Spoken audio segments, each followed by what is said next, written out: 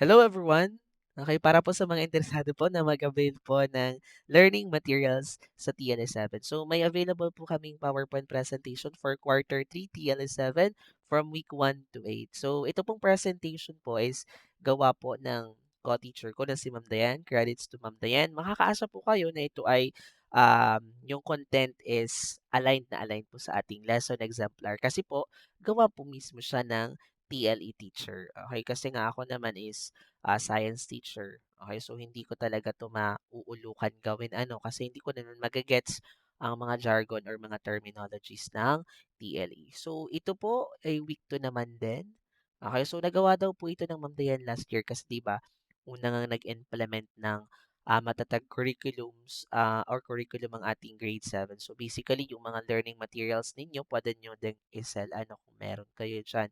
Baka naman, okay, pa-share din ano. Okay, so ito naman yung week 3.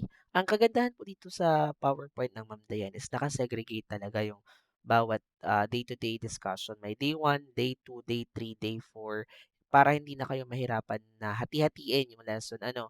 Okay, ito naman yung week 4 niya. Okay, so tingnan niyo na lang po yung kung gusto ninyo.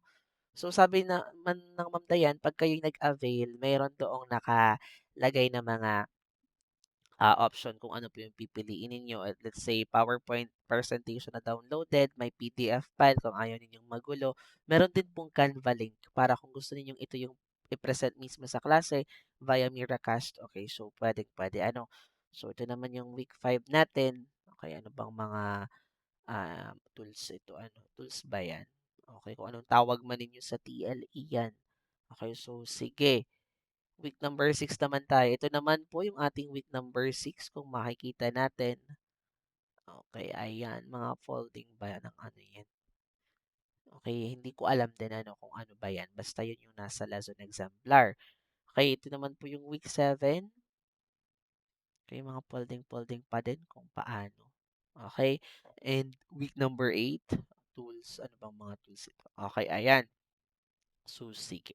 So, sa gusto mag-avail po is just contact me via email, sirwawi studios@gmail.com. So, sabi ng Ma'am Dayan, sabi ko nga, 180 pesos po yung week 1 to 8. Different po sa akin ha. So, basahin din po muna natin yung description bago tayo mag-avail. And you can ask me po via email din po or pag meron po kayong mga inquiries, ano.